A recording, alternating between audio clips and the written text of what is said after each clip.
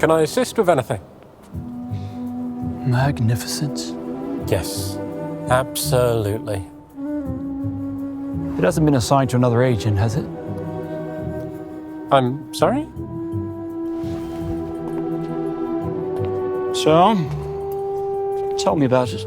Well, it features Polestar performance architecture, a bonded aluminium unibody, and best-in-class vehicle dynamics and braking performance.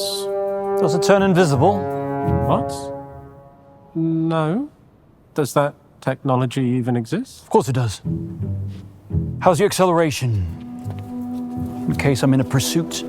Well, the 0 to 100 kilometers per hour time is 3.2 seconds. Should be more than enough to evade any pursuers, eh? I'll be the one doing the pursuing.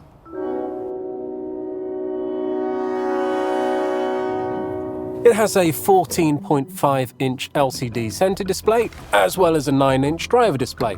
The center display is in portrait, which means you can have important info like navigation up top and other apps below.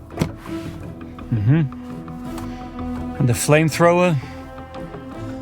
I hate when that's buried in some submenu.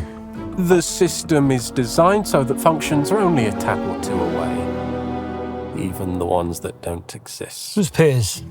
That'd be me. Ooh, and that must be the knockout. It's a speaker. It's a speaker. It's one of 21 of the Bowers & Wilkins audio system, which offers 3D surround sound. The rear-view HD camera provides a much wider, clearer view behind the car than a traditional mirror. Sounds good, P. Piers. This is the Polestar 5 performance, meaning 650 kilowatts of power, 1,015 newton meters of torque, an 800-volt architecture, and a 112 kilowatt-hour battery. Impressive. How's the storage?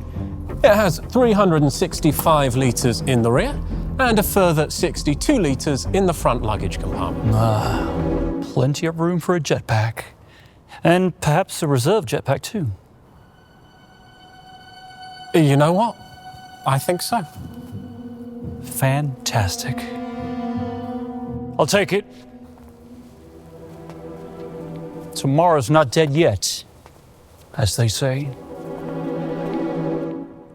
Who says that?